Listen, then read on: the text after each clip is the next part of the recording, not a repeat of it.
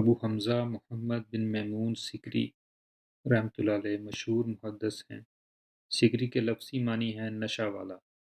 اصل میں سکری نشہ آور اشیاء فروخت کرنے والے کو کہتے ہیں، لیکن حضرت ابو حمزہ رحمۃ اللہ علیہ کے لیے یہ لقب اس لیے مشہور ہوا کہ ان کا انداز گفتگو بڑا شیریں اور مؤثر تھا۔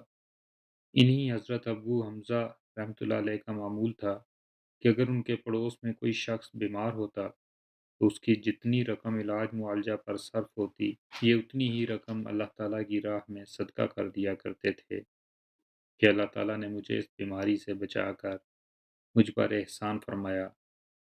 اس کا شکر یہ ہے کہ کم از کم اتنی رقم صدقہ کر دی جائے۔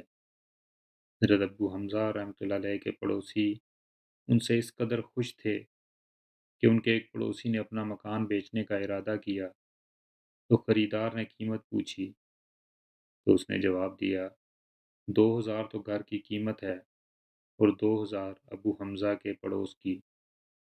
حضرت ابو حمزہ کو پڑوسی کے اس جملے کی اطلاع پہنچی، انہوں نے 4000 پڑوسی کے پاس بھیج دیے اور فرمایا رکھ لو اور گھر مت بیچو۔